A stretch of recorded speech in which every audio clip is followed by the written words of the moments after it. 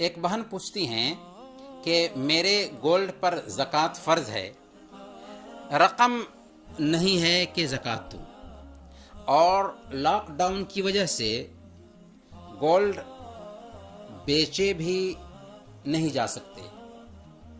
کہ دکانیں کھلی ہوئی نہیں ہیں۔ ایسا ہی ایک سوال ایک دوسری بہن نے پوچھا ہے، کہتی ہیں کہ میں نے اپنی چھوٹی بہن کو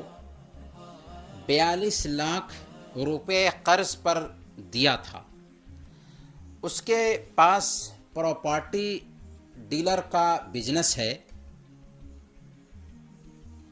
لاک ڈاؤن کی وجہ سے پراپرٹی نہیں بک رہی ہے اور میرے پاس پیسے نہیں ہیں کہ میں ان پیسوں کی زکوٰۃ دوں، تو مجھے کیا کرنا چاہیے؟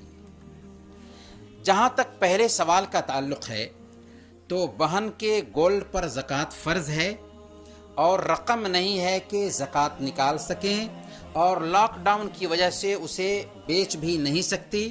تو ایسی صورت میں شرعی مسئلہ یہ ہے کہ لا یکلف اللہ نفسا الا وسعها، کہ اللہ تعالیٰ کسی بھی آدمی کو اس کی طاقت سے زیادہ مکلف نہیں کرتا۔ البتہ ان پر اس سال کی زکوٰۃ واجب ہی رہے گی۔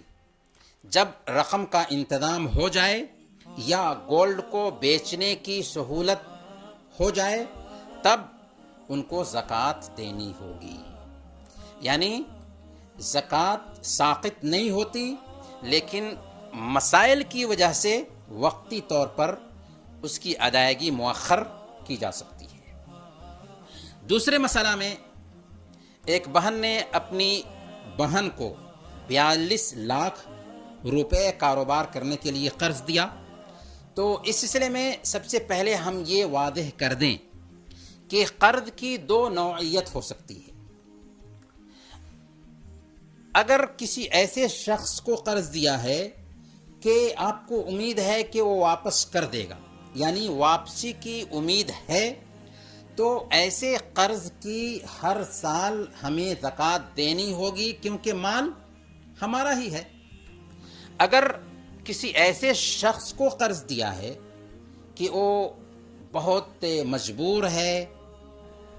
اور واپسی کی امید نہیں لگتی ہے، تو ایسے مال پر زکوٰۃ نہیں ہے۔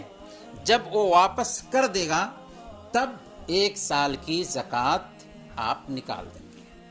اب رہی یہ بات کہ اگر بہن کو امید ہے کہ میری رقم آج نہ کل مجھے مل جائے گی اور ابھی ان کے زکوٰۃ دینے کے لیے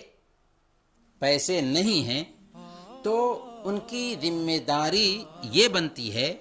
کہ ابھی زکوٰۃ نہ دیں، جب ان کے پاس پیسے ہوں گے، جب رقم آئے گی